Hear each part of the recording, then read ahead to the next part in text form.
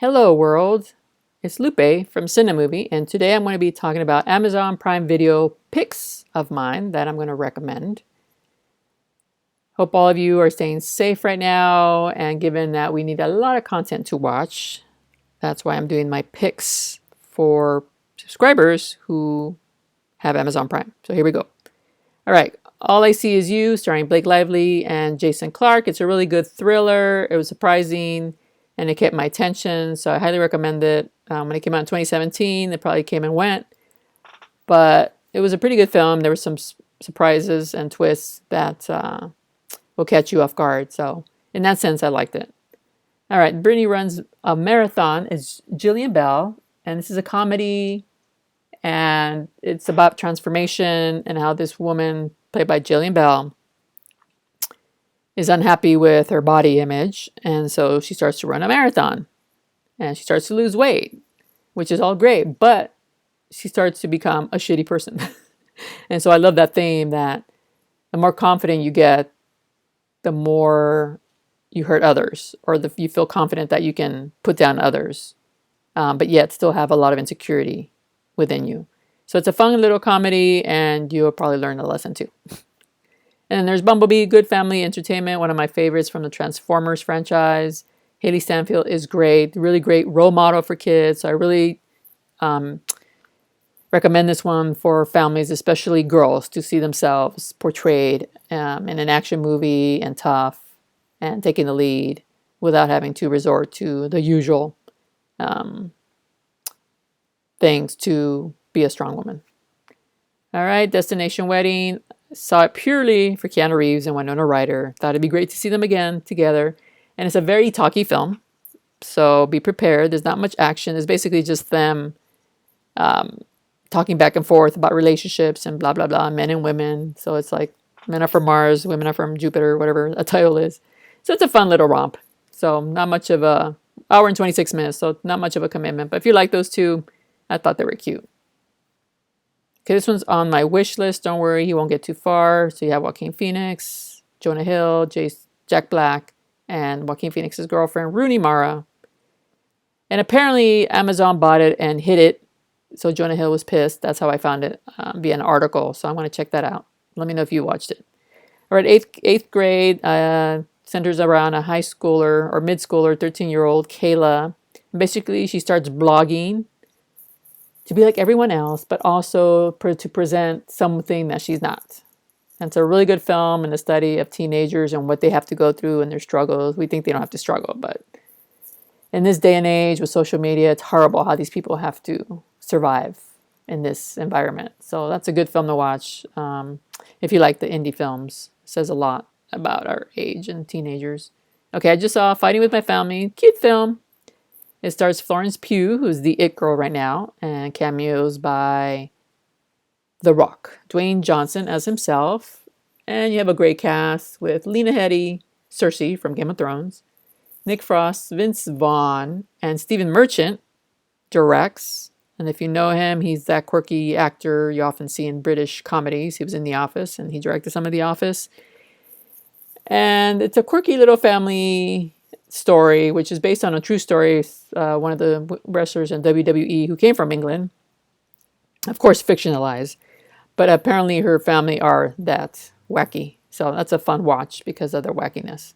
And then Jim Jarmusch, the celebrated indie filmmaker, brings us a documentary on the Stooges, and there you see Iggy Pop.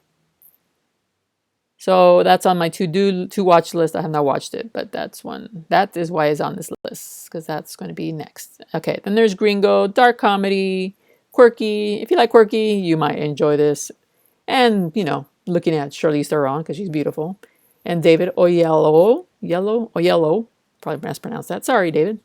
And Joel Edgerton. It's directed by Joel Edgerton's brother, Nash Edgerton. And I expected one thing and actually enjoyed myself. I thought it was going to be a stereotypical tale of a kidnapping in Mexico with the drug cartel, blah, blah, blah. But it surprised me, so it was a decent film. And it's free with your Amazon Prime subscription. All right, Hereditary, I'm sure you heard of it. The horror movie by Ari Aster, who directed Midsommar. And it stars Toni Collette, Gabriel Byrne, Millie Shapiro, and Alex Wolff. Really good horror film. It's really freaky, and it's one of those films that leaves it open-ended interpretation at the end. I've talked to a couple of people. We all had different interpretations of the film. So that's an interesting way of watching a horror film when the ending leaves so many other questions open. So Hereditary and Midsommar. Those two are on digital. So if you want a double header of a horror film. Okay, Honey Boy. If you're not familiar with this movie, Shia LaBeouf wrote it based on his childhood and his relationship with his quirky dad. Now, if you watch this film, you will get an idea why Shia is the way he is. He did not grow up with a conventional father. And so there was a lot of strife there. And basically this boy had to take him, had to raise himself because he had two parents that were sort of hands off. And it's a very heartwarming tale between father and son, even though it was a screwed up relationship as far as from the dad's side. There's a lot of endearing quality to it. And Shia plays his father. And so it's hard. I mean, you can imagine him portraying his own father and how he felt. So it's very,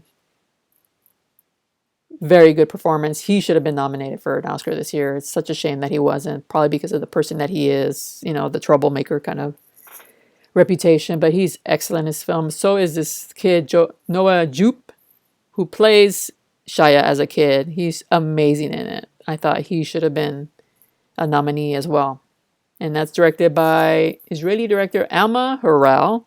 And she does a really, really, really good job. The cinematography kind of lends to the emotion of these characters. So I really, really enjoyed this film and the cinematography. All right, Late Night with Mindy Kaling and Emma Thompson. I watched it just to watch it. I was just curious to see what it was about.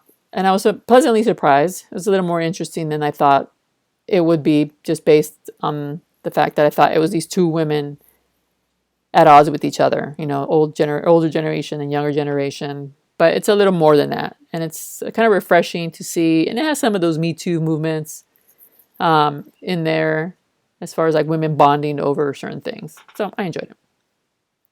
Okay, Jessica Chastain and Miss Sloane. I love her as an actress. I think she's great. And she's great in everything she does. And Miss Sloane is a really high stakes thriller. She plays a DC lobbyist. And if you don't know what a DC lobbyist does, you will after watching this movie. She is so good in it. And in a sense, it's one of my picks out of 3 that are based on political stories. And the inner workings of how DC works, it'll get you riled up how this stuff works. And she's just really good in it. It's really a nail biter. Okay, Aeronauts, it was all right of a film. But if you like Eddie Redmayne and Felicity Jones, it's an interesting watch. It's based on a true story. However, they changed the gender of one of the characters to a woman, although it was a man. So I don't know how that works. I mean, you can do that with pieces of fiction, but with the true story, it's a little odd. So they're at odds with each other, personality-wise, and what they want to accomplish as the first people to go up in a balloon. But I mean, it's okay. I mean, it's not a great story, but those two, their performances are really good. So if anything, just watch it for the performances. And then from producer Judd Apatow comes this romantic comedy, starring Kumail Nanjiani, and he also wrote it. It's actually based on his love story with his wife. It's a really endearing story. Joey Kazan stars as his girlfriend / future wife. And it's really an unconventional romantic comedy. So I really, really enjoy that. So if you liked Always Be My Maybe on Netflix, then you'll enjoy this one as well. They kind of have very similar characteristics. But it's really fun to watch. So check that one out. That was a big surprise for me. And I just threw this one in here, this oldie 1996, The Birdcage with Robin Williams, Nathan Lane, Gene Hackman. That movie is so fun. And I just happened to see it on Amazon Prime. So I figured I'd put it on my picks list. But enjoy that classic Robin Williams performance. Oh, I miss him. And you will miss him even more after watching this film. He's just brilliant in that one. All right, Cabin in the Woods. It's a horror film that stars, wait a minute, Chris Hemsworth, Thor. This is pre-Thor, I believe. 2012? Or maybe not. But anyway, he kind of plays sort of a jerk in this one, kind of like the jock. So he plays kind of that jock, and also stars Richard Jenkins, Bradley Whitford. And it's a horror comedy. So if you're a fan of Evil Dead, that's probably very similar to what this holds. And it's just berserk. It goes everywhere, and it's just a good time. By the end, you're like, what the hell is this thing? But it's just fun. All right, The Farewell, starring Awkwafina. I love this film, one of my favorite films from last year. It was so emotional. It was very moving. The end had me crying. And it's just one of those films that will make you smile. Plus a little cry on the side. And it's basically a true story. It's based on Lulu Wang, the director's experience with her grandmother, her Nene. I love that name, her Nene, which is grandma in Chinese or Mandarin, not sure. The Nene is played by Shuzhen Zhao. She's also great in it. And basically, she's dying of cancer and her family won't tell her. But that's apparently a custom in China where the grandparents are not told that they're going to die. So that's the dilemma as a Asian American has to face. And I totally understand that because I'm bicultural and they're always telling me that's how it's done. So it's a great little comedy that's very endearing, and you'll just probably fall in love with Awkwafina. Great performance by her. She also should have been nominated for an Oscar. It's a shame that she wasn't. And then speaking of Kylo Ren here, Adam Driver stars in The Report along with John Hamm and Annette Bening as Dianne Feinstein. And she nails Dianne Feinstein, the senator here from California. Her mannerisms and everything, I thought I was looking at Dianne Feinstein. Anyway, this is another true story. It's based on a Vanity Fair article by Catherine Ebon. I'm not even going to pronounce the name of the title, but it's basically uncovering what the government did post 9/11 when they sanctioned torture, and the CIA covered it up. So Adam Driver's character has to investigate this, and the more he finds out, the angrier he gets. Because basically they sanctioned torture illegally and they hid it. And so he's trying to uncover the truth. And of course, there's, it's a thriller, so he gets threatened. And that's how they, those genres usually go. But it's a really interesting watch. So that with Miss Sloane is a good doubleheader. And then finally, this is on my wish list, Troop Zero. I heard it's very funny. I'm going to watch, although I heard both things.